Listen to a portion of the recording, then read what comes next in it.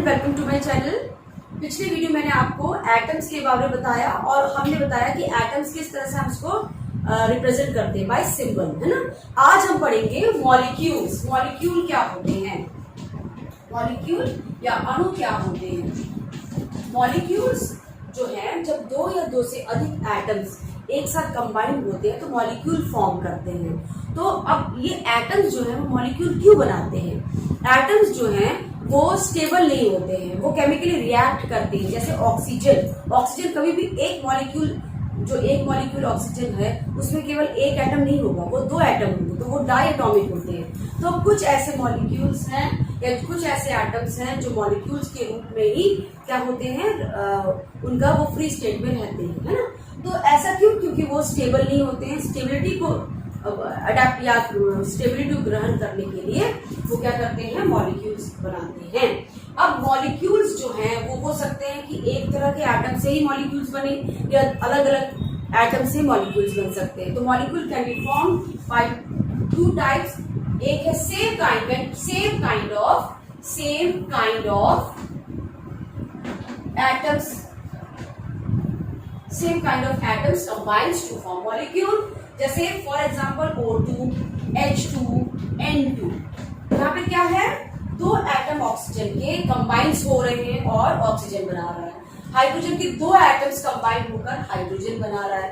Nitrogen के दो atoms combine होकर नाइट्रोजन बना रहा है। तो यहाँ पर क्या होगा, नाइट्रोजन के दो एटम्स मतलब same atoms combine to form molecules.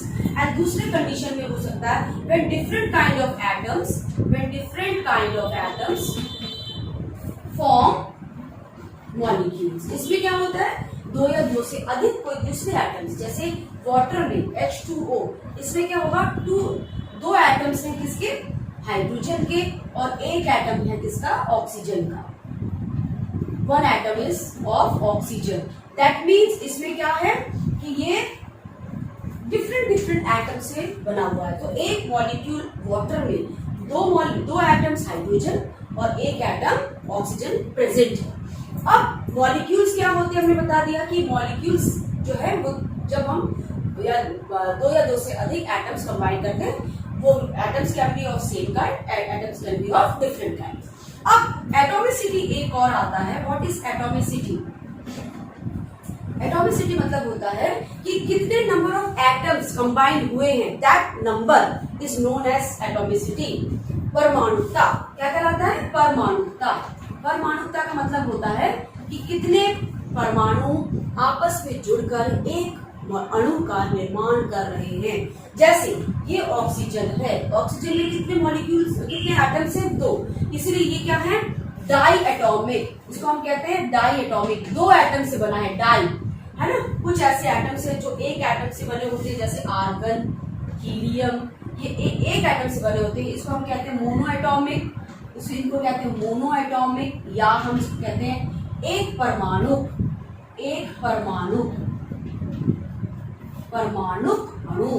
तो डायटोमिक एक अणु से बन सकता है, दो अणु से बन सकता है। तीसरा एक है O3, ओजोन में कितने एटम्स हैं ऑक्सीजन के, 3, इसलिए इसको कहेंगे ट्राई एटॉमिक। ये जो मॉलिक्यूल्स हैं ये कितने हैं, ट्राई एटॉमिक मॉलिक्यूल। इसे हम हिंदी में कहते हैं त्रिक या परमाणु। त्रिक परमाणु मतलब 3 परमाणु से बना है, ट्राई एटॉमिक। तो यहाँ पर एटॉमिसिटी क्या होता है, number of atoms present in a molecule, that number is known as atomicity. एक एटम से बना हुआ है एक परमाणु, दो एटम से मिलकर बना हुआ है कोई मॉलिक्यूल तो उसे डायटॉमिक, और ये 3 है तो ट्राइएटॉमिक। तो atomicity is the number of atoms present in a molecule. अभी जैसे मैंने आपको मॉलिक्यूल समझाया, तो मॉलिक्यूल को भी हम किससे रिप्रेजेंट करते हैं या किससे समझाते हैं, या फॉर्मूला, तो इसको हम कहते हैं केमिकल फॉर्मूला।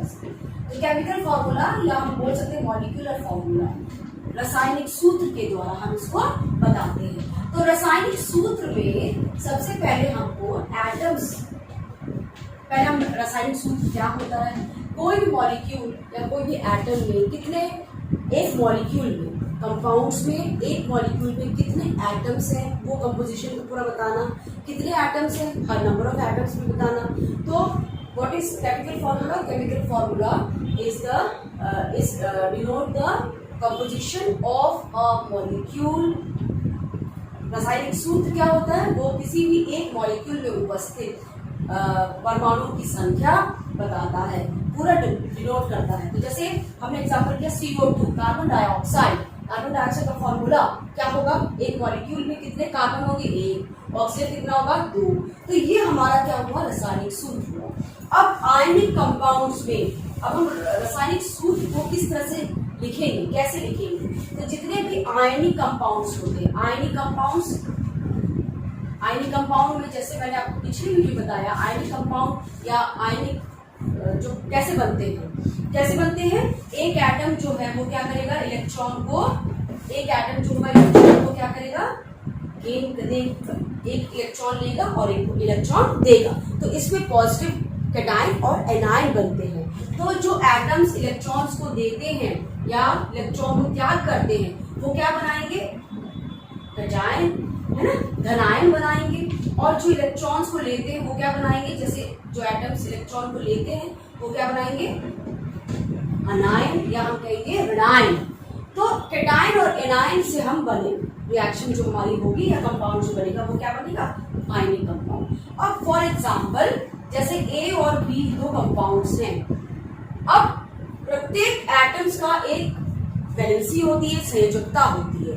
और क्या संयोजकता? कितने इलेक्ट्रॉन का आदान प्रदान हुआ है या कितने इलेक्ट्रॉन के द्वारा उसने केमिकल बॉन्ड किया है, तो वो उसकी वैलेंसी कहलाती है। आयनिक बॉन्ड में, आयनिक कंपाउंड्स में क्या होते हैं? What is valency? कितने इलेक्ट्रॉन का त्याग हुआ है, कितने इलेक्ट्रॉन का गेन हुआ है। That number of electron represent the valency या संयोजकता को बताता है। तो संयोजकता जो है आयनिक कंपाउंड्स में, जो संयोजकता है वही मेन फॉर्मूला में बताया है। जैसे A की संयोजकता अगर X है, फॉर एग्जांपल संयोजकता को हम वैलेंसी बोलते हैं।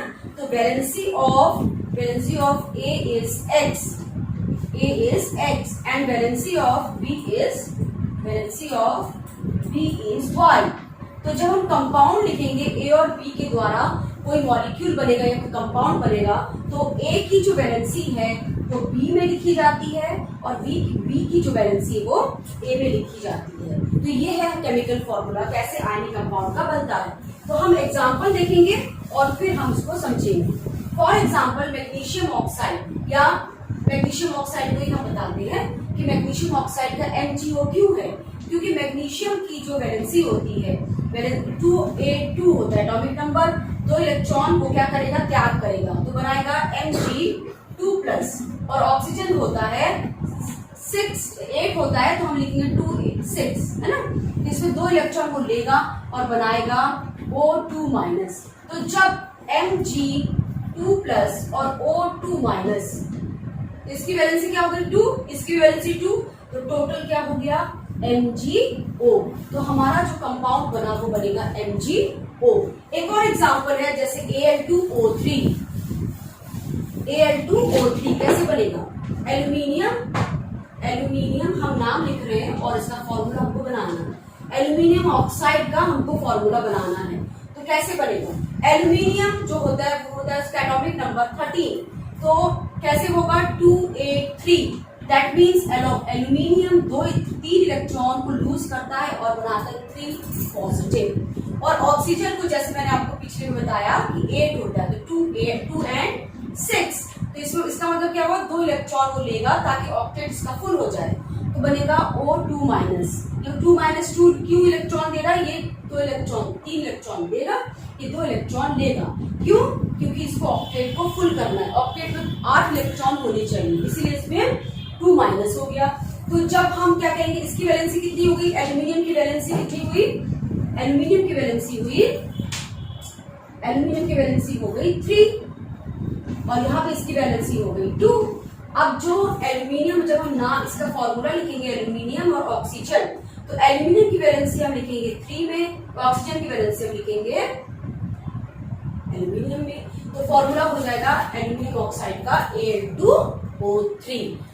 ये हो गया आयनिक कंपाउंड की, किस तरह से हम आयनिक कंपाउंड का रासायनिक क्या बोल सकते हैं, केमिकल फॉर्मूला लिखते हैं। इस वीडियो में मैंने आपको मॉलिक्यूल और उसके केमिकल फॉर्मूला के बारे में बताया, आयनिक, स्पेशली आयनिक कंपाउंड्स के बारे में। इसका आगे का हम नेक्स्ट वीडियो में पढ़ेंगे। Thank you.